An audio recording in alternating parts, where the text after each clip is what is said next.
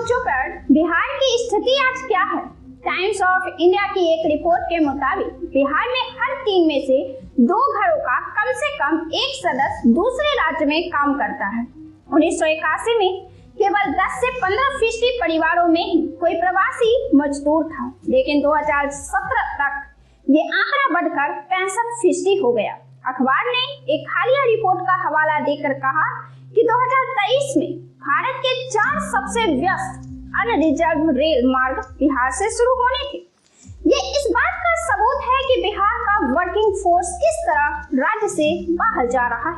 बिहार का 54% working force अभी भी खेती बाड़ी से जुड़ा है, जबकि राष्ट्रीय स्तर पर यह 46% है।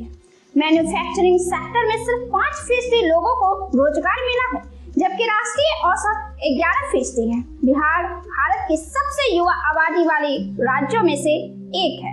यहाँ आधे से अधिक लोग 15 से 59 वर्ष की कामकाजी आयु वर्ग के हैं, फिर भी यहाँ अच्छी नौकरियों की कमी है।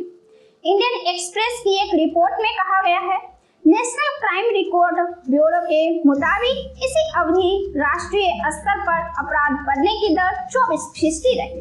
2022 की तुलना में 2023 में बिहार में अपराध में 1.63% की बढ़ोतरी हुई। 2023 में बिहार में हत्या के 2862 मामले दर्ज हुए। उत्तर प्रदेश में दर्ज 3026 हत्या के मामलों के बाद ये देश में दूसरा बड़ा आंकड़ा है।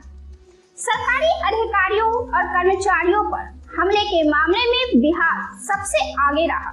2023 में पुलिस और सरकारी कर्मचारियों पर हमलों के 371 मामले दर्ज हुए।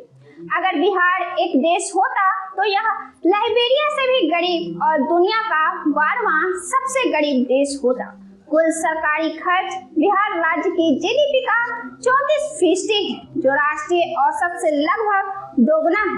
आधा खर्च सामाजिक योजनाओं पर जाता है। भारत की प्रति व्यक्ति आय 1.89 लाख रुपये को पार कर गई है, लेकिन बिहार की राष्ट्रीय औसत के 1/3 से भी कम, लगभग 60,000 रुपये है। नीतीश कुमार की जीत एक ग्लोबल ट्रेंड को दिखाती है, जहां विकसित लोकतंत्रों में लोग सत्तारूढ़ नेताओं के प्रति शत्रुता दिखा रहे हैं, वहीं विकासशील देशों में उल्टा हो रहा है। बिहार में 2021 में हर 1 लाख लोगों पर सिर्फ 8 कॉलेज थे, जो राष्ट्रीय औसत का 1/4 हिस्सा है।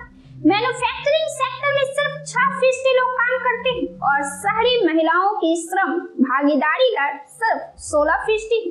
2001 से 2011 के बीच बिहार से 90 लाख लोग पलायन कर चुके हैं। भारत ने पिछले 14 वर्षों से जनगणना नहीं कराई है, लेकिन इस तथ्य को देखते हुए कि पिछले 3 दशकों में बिहार की राष्ट्रीय अर्थव्यवस्था में हिस्सेदारी और घट गई है, यह मानना ठीक हो सकता है। बिहार अब भी बड़ी संख्या में श्रमिक खो रहा है। बिहार में असामान्य डेमोग्राफिक पैटर्न दिखाता है। यहाँ मृत्यु दर राष्ट्रीय औसत से थोड़ा कम है, वहीं प्रजनन दर 2.8 के ऊंचे स्तर पर बनी हुई है। तुलनात्मक तौर पर कम शिशु मृत्यु दर की वजह यह है कि ये ट्रेंड जनसंख्या बढ़ाने में मददगार साबित हो रहा है। इससे राज्य के संसाधनों और सार्वजनिक सेवाओं पर और दबाव पड़ रहा है।